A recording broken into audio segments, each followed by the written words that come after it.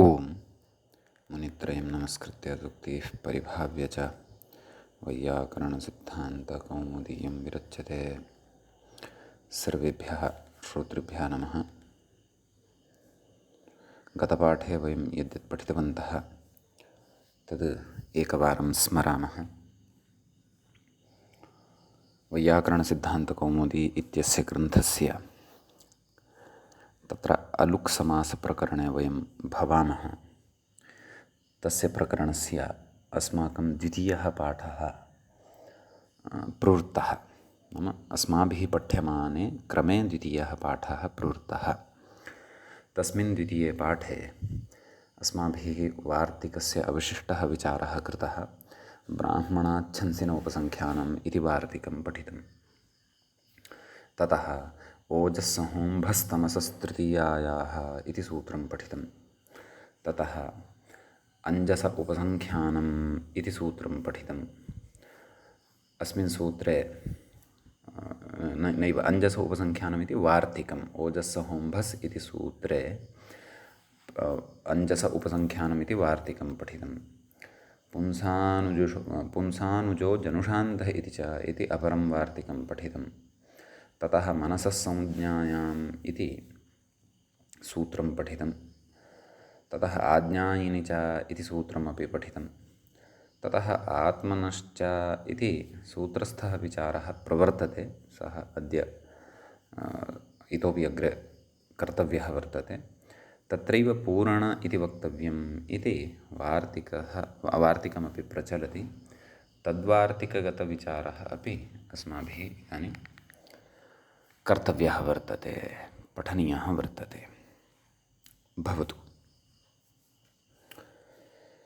एवञ्च तत्र कियान् भागः अस्माभिः व्याख्यागतः पठितः ततः अग्रे अनुसरिष्यामः।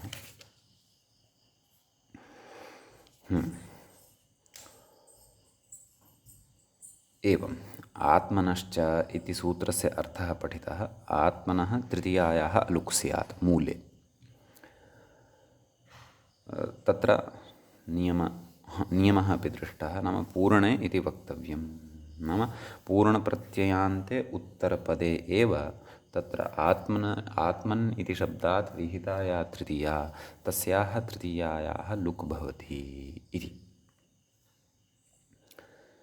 समीचीनम् इति अर्थः अस्य वार्तिकस्य। नाम सूत्रस्य अर्थस्य नियामिकम् इदं वार्तिकं भवति।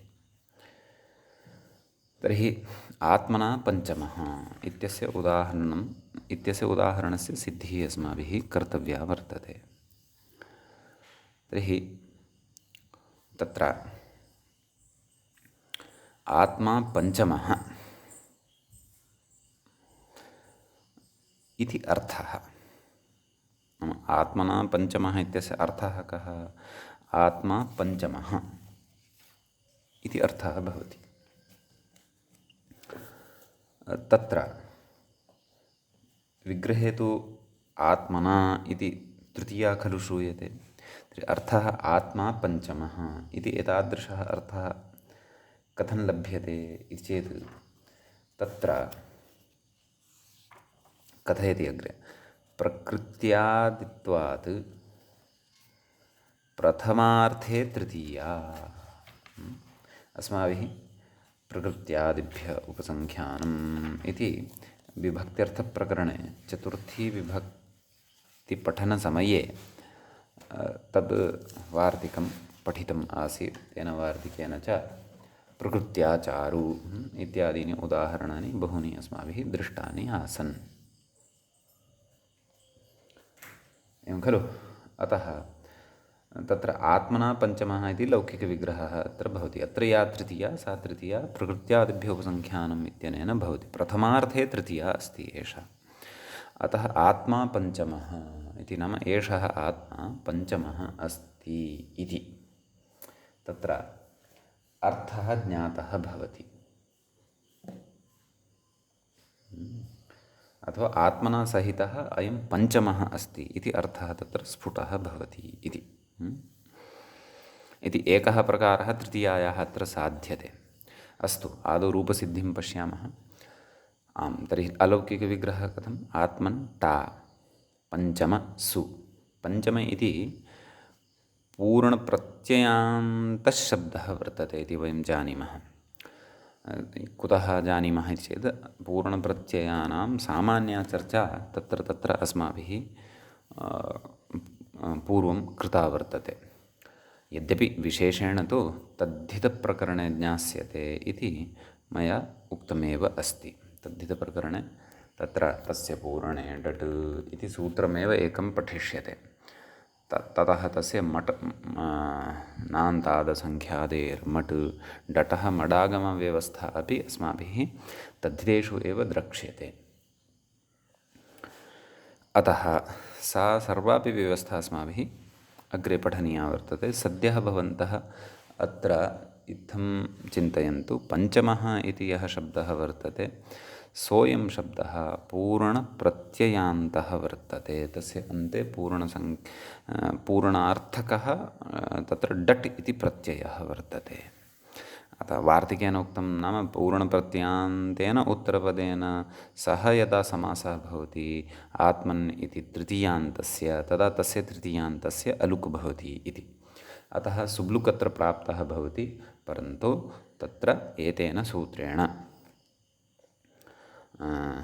आत्मनश्च तस्याः तृतीयायाः अलुक् भवति। अतः आत्मना पञ्चमः इति इत्येव प्रयोगः भवति। अस्तु इति रूपसिद्धिः सम्पन्ना। व्याख्यात्रा किमुच्यमानं वर्तते? न, व्याख्यात्रा तत्र तृतीयायाः विभक्तेः विषये चर्चा क्रियमाणा वर्तते। नाम तृतीया अत्र कथम्?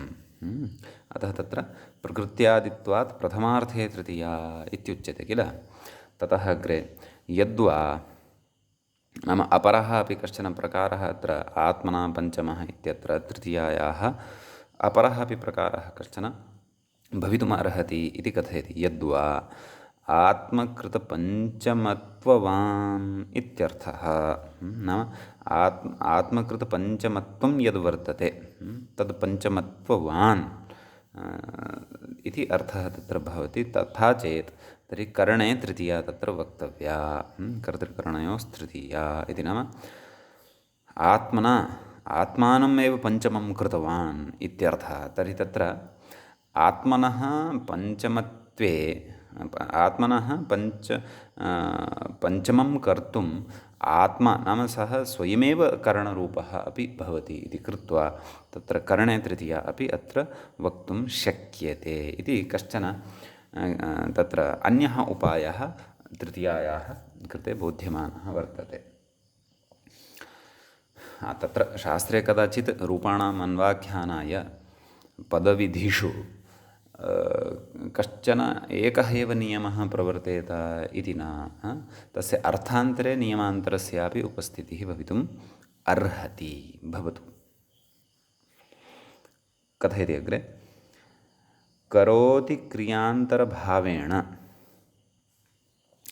तस्याः तृतीया तत्कृतार्थेन गुणवचनेन इति समासः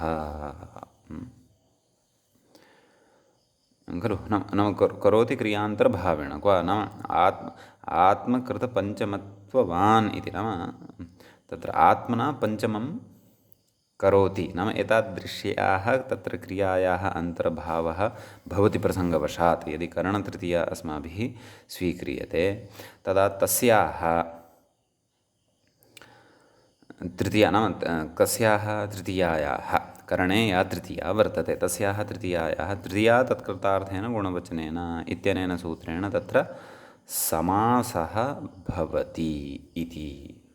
यथा शङ्कुलया खण्डः इत्यादिषु अस्माभिः पठितं तद्वत् इति। आत्मना पञ्चमः इत्यत्रापि तद्वत् समासः ज्ञातव्यः इत्यर्थः। अग्रे कथयति, पक्षद्वयम् अपि इदं भाष्ये स्थितम्। इदं पक्षद्वयमपि महाभाष्ये चर्चितं वर्तते। अतः वयम् इतोपि विस्तरेण ज्ञानाय भाष्यमपि एकवारम् उद्घाट्य पश्यामः। यदि एतत् सूत्रगतं भाष्यं तर्हि तत्रापि सोऽयं विषयः स्पष्टः भवितुम् अर्हति।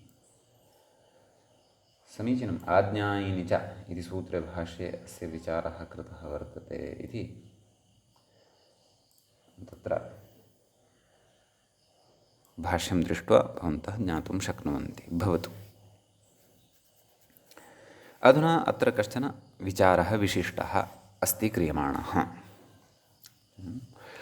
नाम अग्रिमाया पङ्क्तिः अस्ति मूले, तदर्थम् अवतरणिकां कथयति अथवा तस्य प्लेट्फार्म् निर्माति अथवा पूर्वपक्षम् उपस्थापयति।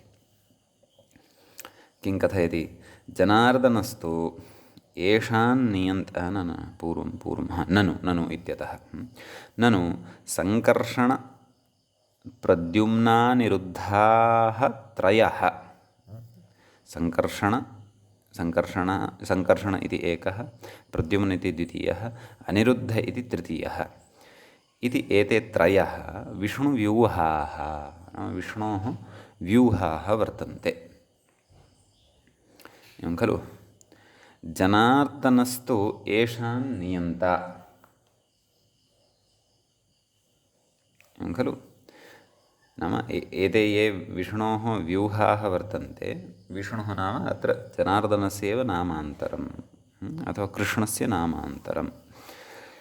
तर्हि जनार्दनस्तु न पुराणानुसारं कृष्णस्य नामान्तरं। तत्र वैदिकः अपि अर्थः अत्र कश्चन सम्भवति, तदर्थं तु द्रष्टव्यं वैदिकं वाङ्मयं। भवतु। तर्हि सङ्कर्षणप्रद्युम्न अनिरुद्धास्त्रयः विष्णुव्यूहाः, नाम विष्णोः व्यूहाः एते भवन्ति। एवं खलु? तत्र विशिष्टः ऊहः व्यूहः इत्युच्यते। युद्धादिषु संरच्यमानः कश्चन तत्र प्रकारविशेषः व्यूहः इत्युच्यते। भवतु। कथयति? जनार्दनस्तु येषां नियन्ता भवति। नाम जनार्दनः यः वर्तते सः जनार्दनः एतेषां त्रयाणां विष्णुव्यूहानां नियन्ता भवति। जनार्दनस्तु येषां नियन्ता इति विष्णुपुराणादौ स्थितं।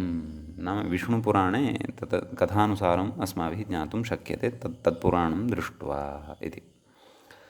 तत्र इदम् आहुः पौराणिकाः। नाम पौराणिकाः तत्र एवं कथयन्ति। किं कथयन्ति? जनार्दनस्तु आत्मचतुर्थ एव इति। समीचीनं। नाम जनार्दनः यः वर्तते सः आत्मचतुर्थः वर्तते इति तत्र कथयति अग्रे। तत्र नाम पौराणिकैः यः प्रयोगः क्रियते, कः? जनार्दनस्तु आत्मचतुर्थ इति। तर्हि तत्र जनार्दनस्तु आत्मचतुर्थ इत्यत्र कथयति अग्रे, तृतीयायाः अलुकि आत्मना चतुर्थः इति भवितव्यं खलु? न वा?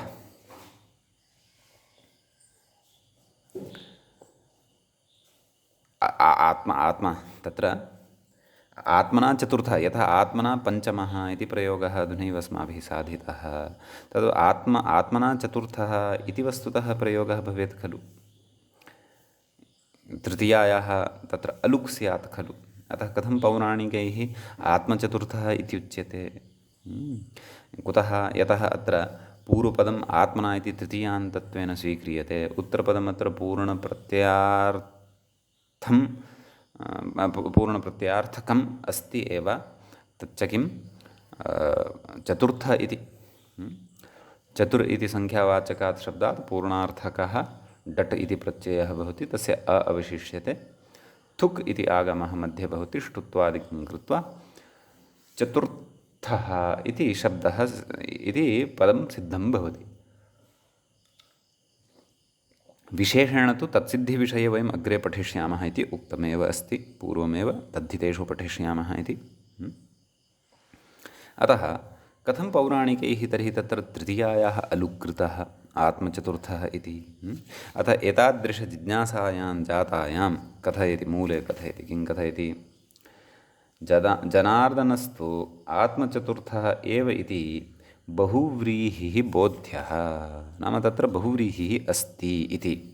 तत्र तत्पुरुषम् आवगच्छन्तु नाम तृतीया तत्पुरुषः तत्र नास्ति तृतीयान्तत्वेन यदि तत्र विगृह्यते तर्हि तु अलुगेव लुक् न अलुग्युक्तः प्रयोगः एव तत्र साधुत्वं भजते नान्यथा एवं खलु अतः परिहारः उक्तः नाम तत्र बहुव्रीहि यदि स्वीक्रियते तर्हि तृतीयान्तं रूपमेव न लभ्यते इति तर्हि बहुव्रीहिः चेत् कथं विग्रहः तत्र इति चेत् तद् कथयति अग्रे किम् आत्मा चतुर्थः यस्य इति विग्रहे बहुव्रीहिः इत्यर्थः इति खलु एवं चेत् तर्हि आत्मा चतुर्थः यस्य इति विग्रहे सति पूर्वपदं प्रकृते तृतीयान्ततया न लभ्यते तृतीयान्ततया न लभ्यते इति कृत्वा तत्र आत्मचतुर्थः इति प्रयोगः भवितुम् अर्हति समीचीनं नाम सङ्कर्षण प्रद्युम्न अनिरुद्धादयः ये विष्णुव्यूहाः वर्तन्ते तत्र स्वयमपि एषः चतुर्थः वर्तते यद्यपि ते त्रयः व्यूहाः वर्तते परन्तु अस्य स्वस्य अयं स्वस्यापि तत्र अन्तर्भावं करोति अतः एषः चतुर्थः इति अतः तत्र तृतीयान्तत्वेनैव विगृह्य सङ्गतिः कर्तव्या इति न समासान्तरम् आश्रित्य तत्र तृतीयान्तत्वस्य अभावं च उत्पाद्यापि प्रयोगस्य सङ्गतिः अस्माभिः कर्तुं शक्यते इति एवं खलु एतेन किं ज्ञायते अथवा अस्माभिः किम् एतेन ग्राह्यं न झटिति एव कञ्चन प्रयोगं दृष्ट्वा अयं प्रयोगः असाधुः इति न वक्तव्यं तत्र आन्तम् अस्माभिः प्रयत्नः कर्तव्यः यत् तत्र अयं प्रयोगः प्रकारान्तरेणापि सिद्ध्येत वा इति अतः तादृशं प्रयत्नं कृत्वा तस्य प्रयोगस्य अस्माभिः तत्तत्प्रयोगस्य साधुत्वाय प्रयत्नः कर्तव्यः अन्यथा आम् यदि तु कथञ्चिदपि तत्र उपायः एव नास्ति सर्वथा तत्र तस्य प्रयोगस्य दुष्टता एव दृश्यते असाधुत्वमेव दृश्यते तर्हि असाधुत्वं वक्तव्यमपि परन्तु सर्वविधं चिन्तनं कृत्वा ततः परमेव तत्तत्प्रयोगस्य असाधुत्वम् अस्माभिः प्रतिपादनीयं भवतु नाम अग्रे कथयति एकस्यापि औपाधिकभेदं परिकल्प्य वृत्तिपदार्थत्वम् अन्यपदार्थत्वं च विवक्षणीयम् इति भावः इत्यर्थः एवं खलु नाम एकस्यापि औपाधिकभेदं परिकल्प्य नाम प्रकृते एकः एव अत्र वर्तते नाम तृतीयान्ततयापि जनार्दनः एव वर्तते अपि च आत्मना चतुर्थः इति यदि तृतीयान्ततया उच्यते तर्हि सः एकः एव जनार्दनः तत्रापि वर्तते बहुव्रीहितः अपि यदि विग्रहं कुर्मः तदापि तत्र जनार्दनः एव परिगृह्यते अतः आत्मना चतुर्थः इत्यत्र विद्यमानः यः जनार्दनः प्रकृते बहुव्रीहौ च विद्यमानः यः अन्यपदार्थत्वेन गृह्यमाणः जनार्दनः सः जनार्दनः अत्र औपाधिकभेदं परिकल्प्य नाम एकस्य तस्य जनार्दनस्य औपाधिकभेदं परिकल्प्य नाम उपाधिशब्देन प्रकृते नाम जनार्दनाख्यः यः प्रकृते वर्तते जनः अथवा कर्तृविशेषः तस्य कोटिविशेषः कश्चन अतः एकस्यापि औपाधिकभेदं परिकल्प्य नाम तस्य तृतीयान्ततया विगृह्यमाणे किञ्चन एव अर्थभेदः भवति अपि च बहुव्रीहितया विगृह्यमाणे अपि तत्र किञ्चन एव भेदः भवति ग्रहणं तु तस्य एकस्य एव भवति इत्यर्थः औपाधिकभेदं परिकल्प्य वृत्तिपदार्थत्वम् अन्यपदार्थत्वं च विवक्षणीयम् इति भावः नाम वृत्तिपदार्थत्वं नाम समासवृत्तेः समासवृत्तौ यानि पदानि वर्तन्ते तेषां पदानाम् अर्थत्वम् अपि च अन्यपदार्थत्वम् अन्यपद नाम वृत्तिपदार्थत्वं क्व भवति तत्पुरुषे भवति नाम तत्र कस्यचित् एकस्य नाम समासवृत्तिः तत्र वर्तते खलु तत्र वृत्तौ तस्यां वृत्तौ विद्यमानस्य कस्यचित् एकस्य नाम पदस्य प्राधान्यं भवति इति अतः वृत्तिपदार्थत्वं अन्यपदार्थत्वञ्च बहुव्रीहौ तु अन्यपदार्थत्वं भवति तद् विवक्षणीयम् इति भावः नाम तस्य विवक्षां कृत्वा प्रकृते प्रयोगस्य तत्र साधुता वक्तव्या यदि तु आत्मना चतुर्थः इति उच्येत तर्हि तत्र तत्समासगतवृत्तेः एव कस्यचित् एकस्य पदस्य अर्थं पुरस्कृत्य जनार्दनः गृहीतः भविष्यति बहुव्रीहौ च अन्यपदार्थस्य अर्थस्य प्राधान्येन तत्रापि एकस्य एव तत्र नाम यः तत्र तत्पुरुषवृत्तौ यः गृहीतः जनार्दनः सः अन्यपदार्थत्वेनपि तत्र गृहीतुं शक्यते तादृशीं विवक्षां कृत्वा इत्यर्थः अतः एवं रीत्या पक्षद्वये अपि तस्य उपस्थितिं प्रदर्श्य प्रयोगस्य रूपसिद्धिः या अत्र जायमाना वर्तते सा औपाधिकभेदं परिकल्प्य सम्भवति इति नाम तस्य एकस्य एव उपाधिभूतस्य जनार्दनस्य तत्र तत्पुरुषे अपि अन्तर्भावः भवितुम् अर्हति बहुव्रीहौ अपि अन्तर्भावः भवितुम् अर्हति तद्विवक्षानुसारम् अत्र यदि प्रयोगः साधनीयः अथवा प्रयोगस्य साधुता वक्तव्या तर्हि तत्र साधुयुक्तः एव पक्षः बहुव्रीहिपक्षः अस्माभिः विचारयितुं शक्यते तेन प्रयोगस्यापि सिद्धिर्जायते इति कश्चन विचारः अत्र कृतः ग्रन्थकर्त्रा तदिदं भाष्ये स्पष्टम् अयं विचारः अपि तत्र भाष्ये स्पष्टः वर्तते भाष्यं भवन्तः पश्यन्ति चेत् तत्र एवमेव उक्तम् अस्ति किं कथं जनार्दनस्त्वात्मचतुर्थः एव इति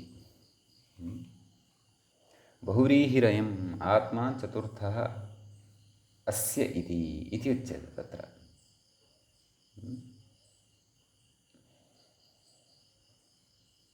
एवं रीत्या महाभाष्ये एका काचित् पङ्क्तिः वर्तते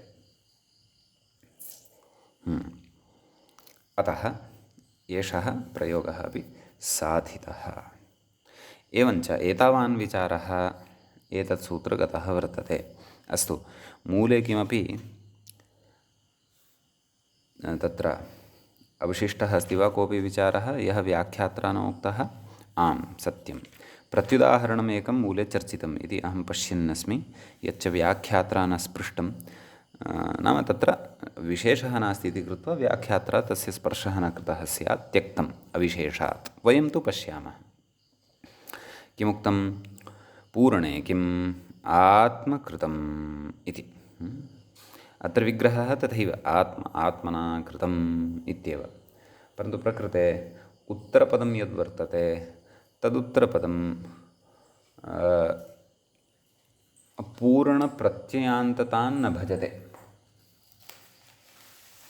नाम तत्र क्तप्रत्ययः वर्तते स च क्तप्रत्ययः पूर्णप्रत्ययः न भवति खलु क्तप्रत्ययस्तु कर्तरि भवति कर्मणि भवति अथवा तत्र भावे भवति पूर्णार्थे तु सुतरां क्तप्रत्ययः न भवति अतः वार्तिकेन यः नियमः कृतः पूर्वं पूर्णे इति वक्तव्यं तन्नियमानुसारेण प्रकृते समासः भवितुम् अर्हति इति अतः नैव समासः भवति परन्तु तृतीयायाः अलुक् भवितुं नार्हति इति वक्तव्यम् अतः तृतीयायाः लुक् एव भवति अतः आत्मकृतम् इत्येव भवति इति अस्माभिः तत्र स्पष्टतया ज्ञातव्यम् भवतु एतावान् विचारः एतत् सूत्रगतः भवति इदानीं वयम् अग्रिमं सूत्रं पठामः अग्रिमं सूत्रं भवति वैयाकरणाख्यायां चतुर्थ्याः इति तत्र पदच्छेदः द्रष्टव्यः वैयाकरणाख्यायाम् इति सप्तमी विभक्तेः एकवचनम् अस्ति। चतुर्थ्याः इति तत्र षष्ठी विभक्तेः एकवचनम् अस्ति। तत्र अलुगुत्तरपदे इत्यस्य अधिकारः वर्तते। अपि च आत्मनश्च इति यत् सूत्रम् अधुनैव अस्माभिः पठितं पूर्वं, तस्मात् आत्मनः इति पदस्य अनुवर्तनं भवति इति। अस्तु, किं कथयति अग्रे? अत्र विग्रहः अपि द्रष्टव्यः। वैयाकरणानाम् आख्या वैयाकरणाख्या इति षष्ठीतत्पुरुषत्वेन इदं पदम् अस्माभिः विगृहीतुं शक्यते।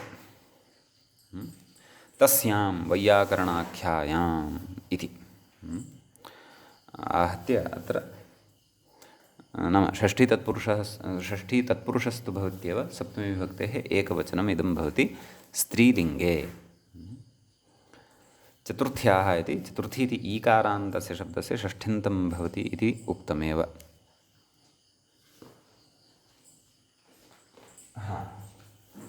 किं कथयति व्याख्याता तत् पश्यन्तु। आत्मनः इत्येव मूले उक्तम्। आत्मनः इत्येव तावदेव। नाम अनुवर्तते एव इत्यर्थः। नाम आत्मनः इति अनुवर्तते एव इति। अतः तत्र अग्रे कथयति, न च आत्मनश्च व्याख्याता कथयति, न च आत्मनश्च इत्यस्य वार्तिकत्वे कथमिह सूत्रे एतदनुवृत्तिरिति वाच्यम् इति।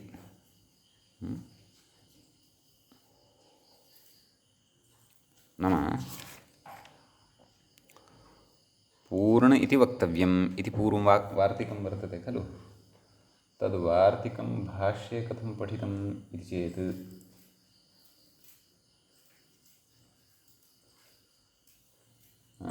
आत्मनश्च पूर्णे एवं रीत्या वस्तुतः तद् वार्तिकं वर्तते। क्व भाष्ये सूत्रम् अपि अस्ति एव, आत्मनश्च इति सूत्रं तु अस्ति एव, परन्तु एषः कं विचारम् आरब्धवान् अस्ति चेत् किं कथयति, न च आत्मनश्च इत्यस्य वार्तिकत्वे कथमिह सूत्रे एतदनुवृत्तिरिति वाच्यम्। एषः नाम एषः अत्र वार्तिकात् आत्मनः इति पदस्य अनुवृत्तिं चिन्तयन् अस्ति।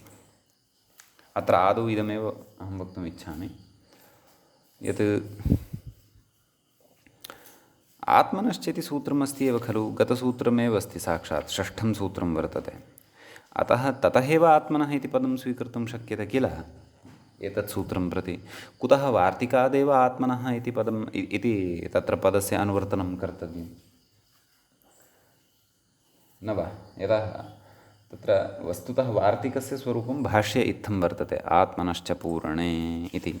यच्च दीक्षितेन इत्थं पठितं पूर्ण इति वक्तव्यम् इति, तर्हि दीक्षितेन यदि एवं पठितं पूर्ण इति वक्तव्यं, तर्हि तत्र आत्मनः इत्यस्य अनुवर्तनं कर्तव्यं खलु।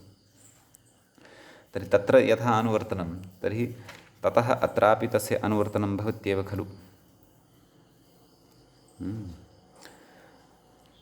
अस्तु, किं कथयन् अस्ति इति पश्यामः। न च आत्मनश्च इत्यस्य वार्तिकत्वे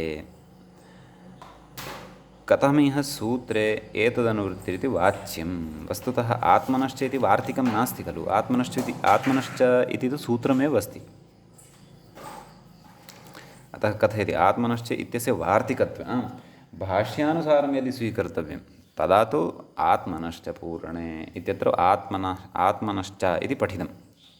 परन्तु अष्टाध्याय्यां तावत् सूत्रमस्ति खलु, सूत्रत्वेन दृश्यते खलु आत्मनश्च इति। अतः आत्मनश्च इति अथवा अत्र पूर्णतया एतेन वार्तिकं वक्तव्यं समग्रतया, भाष्ये कथितं वार्तिकं वा वक्तव्यम् अथवा दीक्षितेन तस्य वार्तिकस्य यथा पाठः कृतः वर्तते तथा वा वक्तव्यम्।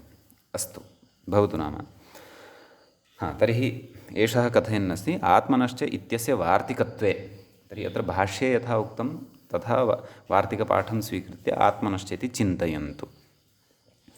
कथमिह सूत्रे एतदनुवृत्तिरिति वाच्यं नाम अस्मिन् सूत्रे तत्र आत्मनः इत्यस्य अनुवर्तनं कथं भवति इति न शङ्कनीयम् इति न वक्तव्यम् इति।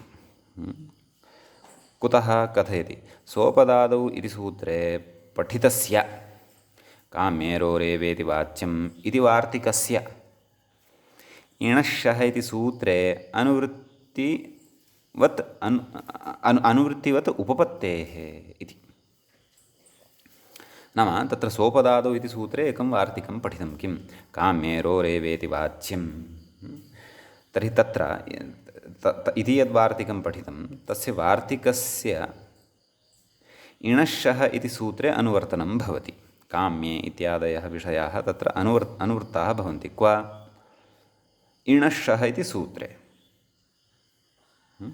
अतः तत्र वार्तिकात् कस्यचित् पदस्य अनुवर्तनं सूत्रं प्रति जायमानं दृश्यते, शास्त्रे दृश्यते। अन्यथा इणश्शः इत्यस्य यः सूत्रार्थः अपेक्षितः अथवा कृतः वर्तते अथवा तत्र क्रियते सः सूत्रार्थः एव न स्यात्। कुतः? यतः सोपदादौ इत्यत्र तु काम्येरोरेवेति वाच्यम् एषः विषयः नोक्तः वर्तते। अतः वार्तिकेभ्यः अपि सूत्रेषु अनुवर्तनं भवति इति कथयन् अस्ति एषः व्याख्याता। परन्तु अयं प्रसङ्गः प्रकृते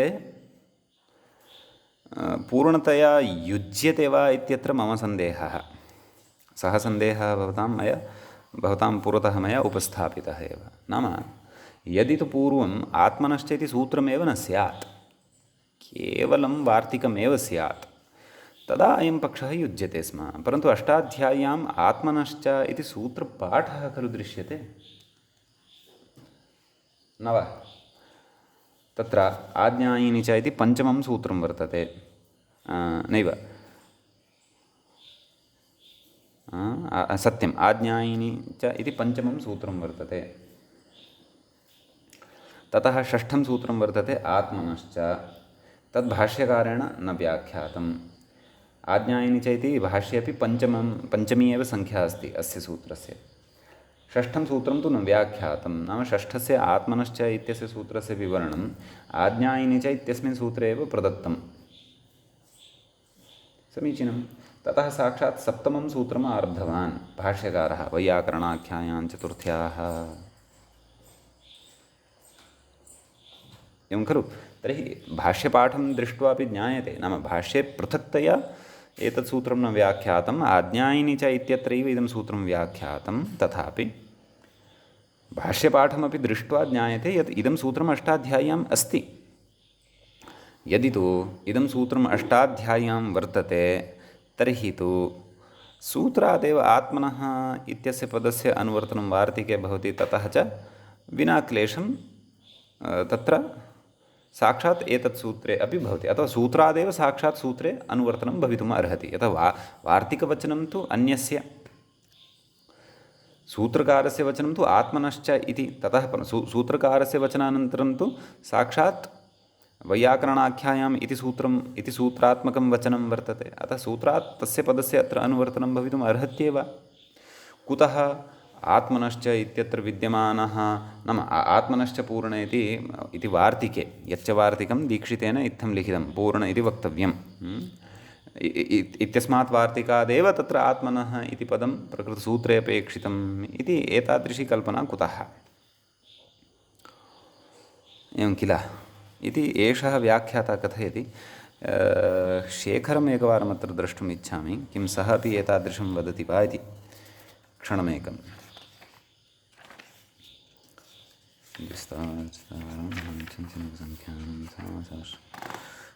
अलुक्समासप्रकरणं मनसंज्ञायां हरदन्तात् सप्तम्याः इति पठनीयं।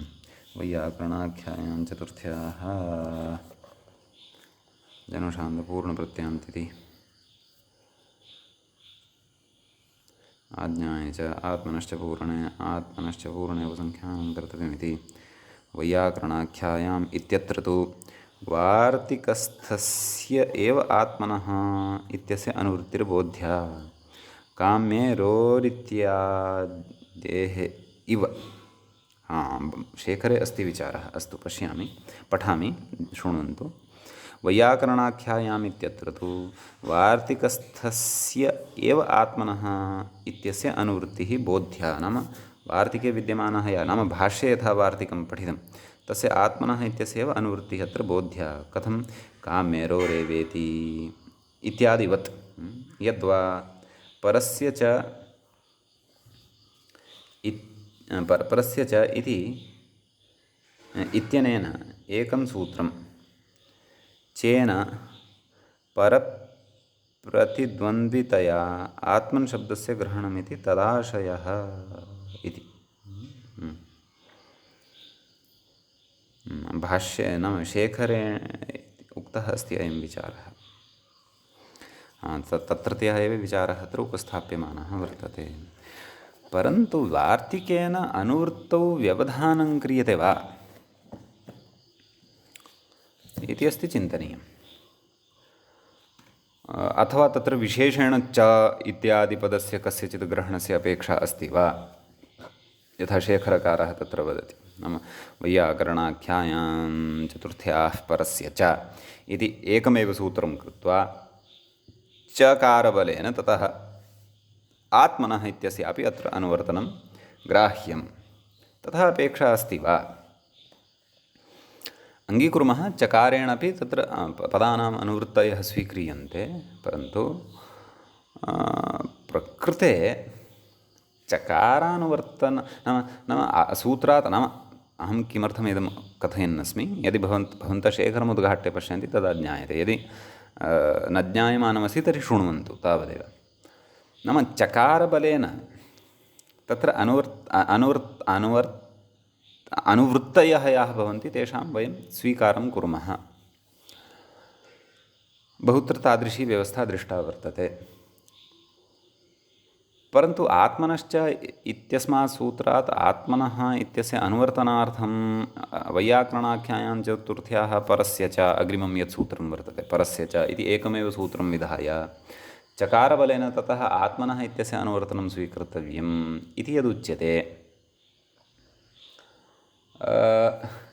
सः प्रयासः अपेक्षितः वा इति कश्चन विचारः मया अत्र उपस्थाप्यते। कुतः? यतः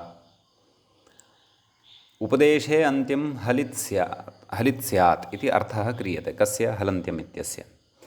तत्र उपदेशे जनुनासिक इत् इति सूत्रद्वयात् तत्र उपदेशे इत्यस्य पदस्य अपि च इत् इत्यस्य पदस्य च अनुवर्तनं भवति हलन्त्यम् इति सूत्रं प्रति। तर्हि तत्र हलन्त्यम् इत्यत्र तु चकारादिग्रहणं किमपि न कृतम्, एवं खलु?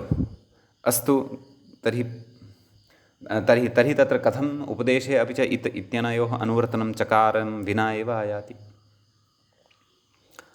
अतः यथा तत्र द्वयोः पदयोः अनुवर्तनं हलन्त्यम् इत्यत्र भवति, तद्वद् आत्मनश्च इत्यत्रापि आत्मनः इत्यस्य पदस्य अनुवर्तनं तत्र अपेक्षानुसारं वैयाकरणाख्यायाम् इति सूत्रे भवितुम् अर्हति खलु? कः तत्र क्लेशः? अत्र यदि एवमुच्येत, भोः उपदेशे अनुनासिक इत्यादिषु तु तत्र किमपि स्वरितत्वं वा ज्ञातव्यम् अथवा स्वरितविधानं किमपि तत्र ज्ञातव्यम्। अतः स्वरितत्वबलात् अपि क्वचित् अनुवृत्तयः स्वीक्रियन्ते। तर्हि तत्र स्वरितत्वं यदि, तर्हि प्रकृते अपि किमपि स्वरितत्वं तादृशं परिकल्प्य किम् अग्रे अनुवर्तनं न स्याद् वा इति केचन विचाराः मम बुद्धौ आयान्ति। तत्र यद्यपि अत्र समाधानानि भवितुम् अर्हन्ति, काचित् इतोपि दृष्टिः भवितुम् अर्हति। कदाचित् अत्र स्वरितत्वं न सम्भवेत् आत्मनश्च इत्यत्र, परन्तु स्वरितत्वं कथं न सम्भवेत् तदपि चिन्तनीयम्। अतः स्वरितत्वं न सम्भवेत् इति कृत्वा प्रकृते आत्मनः इत्यस्य पदस्य अनुवर्तनं न भवति। अतः कृत्वा तत्र वार्तिके विद्यमानस्य आत्मनः इति पदस्य तस्य अत्र अनुवर्तनं स्वीकर्तव्यं, यतः सोपदादौ इत्यादिषु चिन्त्यते तद्वत्। अथवा सूत्रद्वयस्य एकमेव सूत्रं कृत्वा चकारग्रहणसामर्थ्यात् ततः गतसूत्रात् अनुवर्तनम् आत्मनः इत्यस्य स्वीकर्तव्यं प्रकृते इति वा प्रयासः तत्र भवितुम् अर्हति, अथवा अतः नाम अयं वा तत्र उपायः कर्तव्यः इति नागेशेन उक्तं। नागेशेन उक्तं तर्हि तु विचिन्त्य एव उक्तम् इति एव अस्माभिः तत्र वक्तव्यम्। इतोपि यथा यथा अस्माकम् अनुसन्धानबुद्धिः अग्रे प्रवर्त्स्यति तथा तथा अयं विषयः इतोपि स्फुटः स्यात् इति अहं भावयामि। भवतु तर्हि कश्चन विचारः अत्र यः उक्तः व्याख्यात्रः, सः विचारः अत्र अवगन्तुं शक्यते। यद्यपि प्रधानं लक्ष्यं तु तन्न अत्र अस्माकं प्रधानं लक्ष्यं तु वैयाकरणाख्यायां चतुर्थ्याः इत्यस्य पठनम्, अर्थकरणम्, अपि च तत्र उदाहरणानां सिद्धिः। यद्यपि अर्थकरणे एते विचाराः अपेक्षिताः सन्ति, परन्तु अहं किमर्थं तथा उक्तवान् इति चेत् सद्यः यदि नावगम्यते तर्हि व्याख्यातुः एषः विचारः त्यक्तुमपि भवद्भिः शक्यते, अग्रे प्रवेष्टुमपि अग्रे अस्माभिः प्रवेष्टव्यम् इत्यर्थः। भवतु नाम अस्तु। तर्हि अयं तु विषयः स्पष्टः। नाम क्वचित् तत्र वार्तिकेभ्यः अपि पदानाम् अनुवृत्तयः सूत्रेषु भवन्ति इति।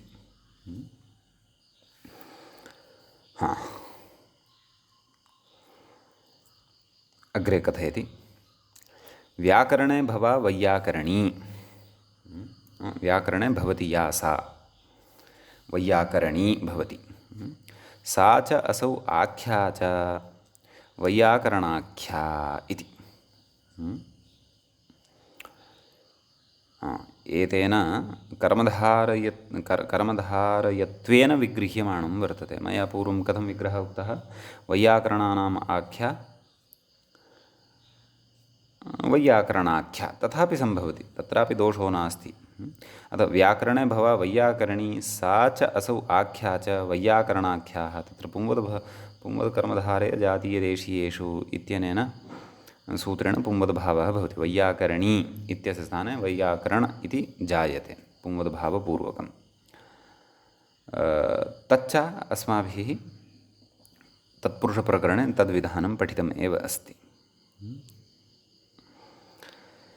तस्यां वैयाकरणाख्यायां या चतुर्थी तस्याः अलुक् इत्यर्थः। नाम तस्याः चतुर्थ्याः अलुक् भवति इत्यर्थः इति सूत्रस्य अर्थः।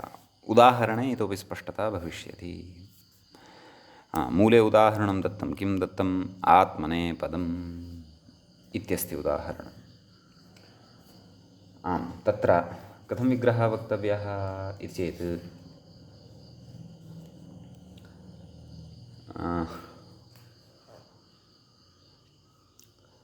आत्मने पदम् इत्येव लौकिकविग्रहः। समीचीनम्। अलौकिकविग्रहः कथम्, आत्मन्ये पदसु, एवं किल।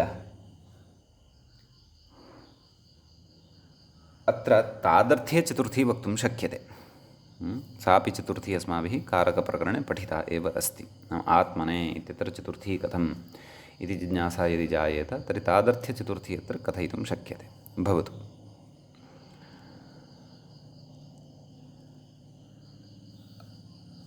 ततः समासः केन चतुर्थी इति योगविभागेन प्रायः वक्ष्यति, अग्रे वक्ष्यति, मूले एव वक्ष्यति। नाम चतुर्थी तदर्थार्थबलिहितसुखरक्षितैः इत्यत्र चतुर्थी इति योगविभागद्वारा, नाम सूत्रद्वयं परिकल्प्य प्रथमेन सूत्रेण तत्र चतुर्थ्यन्तस्य समर्थेन पदेन सह समासः भवति इति अर्थम् उद्भाव्य तेन समासः वक्तव्यः। अग्रे मूले एव कथयिष्यति, व्याख्याता अपि चर्चां करिष्यति अस्मिन् विषये। अस्तु, प्रातिपदिकसंज्ञा सुब्लुक्, सुब्लुकः प्राप्तिः, परन्तु तत्र पद एतस्मात् आगतः यः सुप् तस्य तु लोपः भवति, क्लेशो नास्ति। परन्तु आत्मन् इति शब्दात् यः लब्धः वर्तते सुप् ङे इत्याख्यः, तस्य लुक् न भवति। वैयाकरणाख्यायां चतुर्थ्याः इति सूत्रानुसारम्। अतः तत्र तु सः तथैव तिष्ठति। अतः आत्मने इत्येव भवति। आत्मन् ङे इत्यस्य ए अवशिष्यते। आत्मने पद, आत्मने पद सु अम् पूर्वरूपम् आत्मने पदम् इति सिद्ध्यति इति एकम् उदाहरणं सिद्धं। व्याख्याता तु द्वितीयम् उदाहरणमेव साक्षात् कथयन्नस्ति। पश्यन्तु, आत्मने भाषेति मूले उक्तं। द्वितीयम् उदाहरणं मूले किम् अस्ति? आत्मने भाषाः इति कथयति अग्रे। पूर्वाचार्यकृतम् सत्यं पूर्वाचार्यकृतम् आत्मने पदस्य संज्ञान्तरम् इदं धातुपाठे प्रसिद्धम्। नाम पाणिनेः प्राक्तनैः आचार्यैः आत्मनेपदस्य एषा आत्मनेपदसंज्ञा इति या पाणिनिना उच्यते सा संज्ञा पूर्वाचार्यैः नाम पाणिनेः प्राक्तनैः आचार्यैः तत्र आत्मने भाषा एवं रीत्या उच्यते। अतः तत्रापि यथा सिद्धिः अस्माभिः आत्मनेपदमित्यस्य कृता तद्वद् अत्रापि आत्मने भाषाः इत्यस्य पदस्यापि रूपसिद्धिः अस्माभिः ज्ञातव्या। बहुवचने प्रयुक्तं वर्तते आत्मने भाषाः इति। समीचीनं। तत्र एतेषां विषये नाम आत्मनेपदसंज्ञकाः के भवन्ति, परस्मैपदसंज्ञकाः के भवन्ति इति तिङन्ताधिकारे वयं पठिष्यामः। तत्र तिप्तस्झि इत्यादिषु अष्टादशसु लादेशेषु नाम लकारस्य आदेशेषु तिप्तझि सिप्तस्थ मिबस्मस् एते 9 प्रत्ययाः तु तत्र परस्मैपदसंज्ञकाः भवन्ति। ततश्च अवशिष्टाः ये 9 वर्तन्ते त आताञ्झ था स आथान्ध्वम् इट् वहि महि एते आत्मनेपदसंज्ञकाः भवन्ति इति। अतः अनयोः संज्ञयोः विषये वयं विस्तरेण तिङन्ताधिकारे अग्रे पठिष्यामः। एवं खलु? तर्हि तदेव चतुर्थ्याः अलुक् भवति आत्मने भाषाः इति रूपमपि सिद्ध्यति। अग्रे कथयति तादर्थे चतुर्थीति मूले उक्तं खलु। तादर्थे चतुर्थी नाम आत्मने इत्यत्र चतुर्थी या वर्तते सा तादर्थे वर्तते। तच्च सा च चतुर्थी अस्माभिः विभक्त्यर्थप्रकरणे विस्तरेण पठिता वर्तते। अस्तु, कथयति अग्रे तथा च आत्मने इत्यस्य आत्मार्थम् इत्यर्थः। तादर्थ्यचतुर्थी स्वीकारानन्तरम् आत्मार्थम् इति अर्थः लभ्यते इति। मह्यं तादर्थ्यचतुर्थी अस्ति यदि मदर्थम् इत्यर्थः। रामाय तादर्थ्यचतुर्थी यदि विवक्षिता तर्हि रामार्थम् इत्यर्थः। अस्तु, अग्रे कथयति आत्मगामिनि फले प्रायेण तद्विधानादिति भावः। नाम आत्मगामिनि फले गम्यमाने आत्मनेपदसंज्ञकानाम् अथवा आत्मनेपदस्य विधानं तत्र क्रियते। स्वरितं यतः कर्तृभिप्राये क्रियाफले इति। तत्र वयं विस्तरेण पठिष्यामः। नाम अस्माकम् आत्मगामी फलम् एव यदा प्राप्यमाणं भवति अस्माभिः तादृशे अर्थे प्रायेण नाम प्रायशः तस्य विधानं भवति। कस्य? आत्मनेपदसंज्ञकस्य प्रत्ययस्य इत्यर्थः। समीचीनम्। अग्रे उच्यते ननु प्रकृतिविकाराभावात् कथमिह तादर्थे चतुर्थ्याः समासः इति शङ्क्यते। नाम तत्र तादर्थ्यचतुर्थी या वर्तते प्रकृते अस्माभिः स्वीकृता वर्तते तस्याः समासः कथम्? आत्मने इत्यत्र तादर्थ्यचतुर्थी वर्तते खलु। तस्याः समर्थेन सुबन्तेन सह पदम् अथवा भाषा इत्यनेन सह समासः कथम्? कुतः? प्रकृतिविकृतिभावः न गम्यते खलु। चतुर्थी तदर्थार्थबलिहितसुखरक्षितैः इत्यत्र तु अस्माभिः प्रकृतिविकृतिभावे एव तत्र समासः दृष्टः। यूपाय दारु, दारु तत्र प्रकृतिः भवति, यूपः तत्र विकृतिरूपः भवति, एवं खलु। अतः प्रकृतेः विकाराभावात्, नाम प्रकृतेः विकारे सत्येव तत्र समासः भवति। दारु इति प्रकृतिः चेत् तस्य विकारत्वेन यूपः लभ्यते। सौ विषयः अस्माभिः तत्पुरुषे विस्तरेण पठितः। अतः तथा तु अत्र नास्ति खलु आत्मनेपदम्। अत्र तु तादर्थ्यचतुर्थी वर्तते। प्रकृतिविकाराल्लब्धा चतुर्थी प्रकृते नास्ति।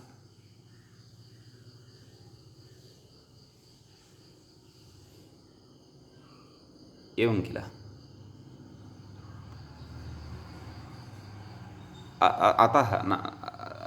अतः नाम प्रकृतिविकाराभावात् तादर्थ्ये चतुर्थ्याः कथं समासः इति। नाम तादर्थ्यचतुर्थ्यां तत्र प्रकृतिविकारः सम्भवेत्, परन्तु प्रकृते सम्भवेत् नापि सम्भवेत्, न वा? तत्र उदाहरणानि एव दृष्ट्वा अस्माभिः ज्ञातुं शक्यते। परन्तु प्रकृते तादर्थ्यचतुर्थी अस्ति, परन्तु प्रकृतिविकारः नास्ति। यथा यूपाय दारु इत्यादिषु भवति, तथा चेत् चतुर्थी तदर्थार्थबलिहितसुखरक्षितैः इत्यनेन सूत्रेण कथं तत्र समासः वक्तव्यः इत्यत आह। अतः एतादृश तत्र समस्यायां जातायां कथयति। किं कथयति? चतुर्थी इति मूले चतुर्थी इति योगविभागात् समासः। योगविभागः कर्तव्यः, सूत्रद्वयं कर्तव्यं। चतुर्थी इति एकं सूत्रं, तदर्थार्थबलिहितसुखरक्षितैः इति अपरं सूत्रं। तत्र चतुर्थी इत्यत्र सुप्सुपा इत्यस्य भविष्यति अनुवर्तनं। तेन अनुवर्तनेन सुबन्तं नाम चतुर्थ्यन्तं सुबन्तं समर्थेन सुबन्तेन समस्यते इति अर्थः लब्धः भविष्यति। तेन प्रकृते प्रकृतिविकाराभावे सत्यपि समासः भवितुम् अर्हत्येव। अतः किं सिद्ध्यति? आत्मनेपदम् इत्यत्र आत्मने इति चतुर्थी अपि सिद्ध्यति इत्यर्थः। नैव, चतुर्थी तु सिद्धा अस्ति, नाम आत्मनेपदम् इत्यत्र समासः सिद्ध्यति इत्यर्थः। समासविषये खलु योगविभागचर्चा। अतः तत्र योगविभागविषये किञ्चन प्रामाण्यं ददाति व्याख्याता। नाम योगविभागः अत्र मूले यः कल्पितः दीक्षितेन, तत्र युक्तिः वर्तते। तत्र कथयति किं? पस्पशाह्निकभाष्ये, नाम प्रथमम् आह्निकं यद्वर्तते महाभाष्यग्रन्थस्य, तत्र धर्माय नियमः धर्मनियमः इति भाष्यम् इह लिङ्गम्। धर्माय नियमः धर्मनियमः इति भाष्यं तत्र उक्तं वर्तते। भाष्ये एवं रीत्या प्रयोगः लभ्यते। तर्हि तत्रापि तादर्थ्यचतुर्थी या वर्तते धर्माय, तस्याः समर्थेन पदेन सह समासः दृश्यते। धर्मनियमः इति समासः तत्र कृतः। तर्हि तत्रापि प्रकृतिविकाराभावात् समासः न स्यात् चतुर्थी तदर्थार्थबलिहितसुखरक्षितैः इत्यनेन, न वा? एवं चेत् तर्हि तत्रापि समासः यदि वक्तव्यः, तर्हि तत्र योगविभागः आश्रयणीयः। योगविभागश्च भाष्यकारेण एव तत्र आश्रितः वर्तते इष्टसिद्ध्यर्थं। योगविभागः इष्टसिद्ध्यर्थपरः भवति इति च अस्माभिः सहसुपा इत्यत्र योगविभागसमये ज्ञातमासीत्। यदा सुबन्तस्य तिङन्तेन अपि समासः अपेक्षितः आसीत् तदा। अतः योगविभागात् तत्र योगविभागपरिकल्पना एषा अस्माभिः मनसा परिकल्प्य न क्रियते, परन्तु भाष्यस्य प्रयोगाः एव तत्र ज्ञापकाः वर्तन्ते। भाष्ये उक्ताः रीत्यश्च तत्र प्रमाणं भवन्ति इत्यर्थः, खलु। एवञ्च एतावान् विशेषः एतत् सूत्रगतः भवति। किं सूत्रगतः? वैयाकरणाख्यायां चतुर्थ्याः इति। अग्रे अत्र सूत्रं वर्तते परस्य च। प्राचीनैः इदम् एकमेव सूत्रं पठ्यते, वैयाकरणाख्यायां चतुर्थ्याः परस्य च। भाष्ये अपि क्वचित् इदं सूत्रम् एकमेव सूत्रं दृश्यते, क्वचित् भाष्यपाठे इदं सूत्रं सूत्रद्वयत्वेनापि दृश्यते। वैयाकरणाख्यायां चतुर्थ्याः इति एकं सूत्रं, परस्य च इति अपरं सूत्रं। तत्र सकृतकाशिका द्रष्टव्या। काशिकायाम् इदं सूत्रं कथं पठितम् इति यतः प्रथमावृत्तिकारेण एकसूत्रत्वेनैव पठितं वर्तते। न्यायमञ्जर्यौ काशिका, अस्तु। क्व वर्तते अष्टाध्याय्याम् इदं सूत्रं? 637।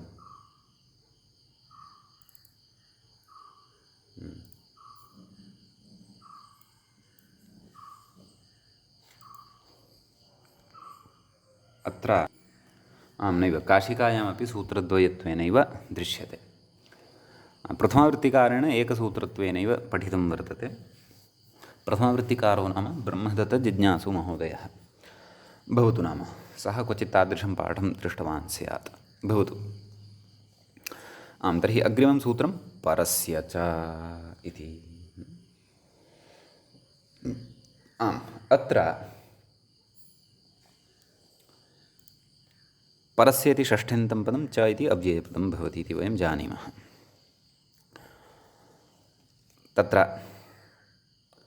वैयाकरणाख्यायां चतुर्थ्याः इति सूत्रस्य अनुवर्तनं भवति। अतः सूत्रार्थः एवं ज्ञातव्यः भवति। व्याख्याता कथयति तत्र वैयाकरणाख्यायां परशब्दस्यापि चतुर्थ्याः अलुक् इत्यर्थः। एवं खलु? पूर्वं तु आत्मनः एव अलुक्, नाम आत्मनः या चतुर्थी तस्याः एव अलुक् वैयाकरणाख्यायां चतुर्थ्याः इत्यनेन कृतः। अधुना पर इत्यस्य शब्दस्य या चतुर्थी तस्याः अपि अलुक् उच्यते। किमुदाहरणं? तत्र उदाहरणद्वयम् उपस्थाप्यते। प्रथमम् उदाहरणं परस्मैपदम्। तस्य विग्रहः कथं? परस्मैपदम् इत्येव विग्रहः। ततः परस्मैपदम् इति लौकिकविग्रहः। अलौकिकविग्रहः कथं? पर ङे पद सु, प्रातिपदिकसंज्ञा सुब्लुक्, आदौ समासः केन? तदेव चतुर्थी इति योगविभागेन समासः। अत्रापि यथा पूर्वं तद्वदेव समासः प्रातिपदिकसंज्ञा सुब्लुक्, पर सुब्लुकः प्राप्तिः, परन्तु परस्य च इत्यनेन चतुर्थी या वर्तते ङे तस्याः लुक् न भवति, सा चतुर्थी तथैव तिष्ठति। पदोत्तरवर्ती यः सुप् वर्तते तस्य तु लोपः भवति। नाम पद इति शब्दोत्तरवर्ती यः सुप्, सः कः? सु, पदसु इत्यत्र दृष्टः खलु, तस्य तु लुक् भवत्येव। अतः पर ङे पद इति स्थितिः लभ्यते। ततः ङे स्थाने स्मै इति आदेशः, सर्वनाम्ना स्मै इत्यनेन स्मै इति आदेशः, परस्मै पद, परस्मै पद इति भवति। परस्मै पद सु अं पूर्वरूपं परस्मै पदम् इति सिद्ध्यति। प्राचीनानां संज्ञा परस्मै भाषाः, यथा प्राक्तन उदाहरणे चर्चिता तद्वत् अत्रापि। अतः परस्मै भाषाः इत्यत्रापि यथा परस्मैपदम् इत्यस्य सिद्धिः तद्वत् अत्रापि विभक्तेः अलुक् ज्ञातव्यः। नाम ङे इति विभक्तेः अथवा ङे इति सुपः अलुक् परस्य च इत्यनेन सूत्रेण अवगन्तव्यः इत्यर्थः। अतः परस्मै भाषाः इत्यपि प्रयोगः भवति तत्र सिद्धः। समीचीनम् इति एतावान् विशेषः एतत् सूत्रगतः वर्तते। इतः अग्रे वयम् अग्रिमे पाठे पठिष्यामः। अद्य तावत् एतावानेव विचारः अत्र कृतः। एतावता अस्माकम् अलुक् समासप्रकरणस्य तृतीयः एषः पाठः समाप्तिं गच्छति। चतुर्थः पाठः अग्रे आरप्स्यते। अत्रैव मङ्गलं। मुनित्रयं नमस्कृत्य उक्तिः परिभाव्य च वैयाकरणसिद्धान्तकौमुदीयं विरच्यते। सर्वेभ्यः श्रोतृभ्यः नमः।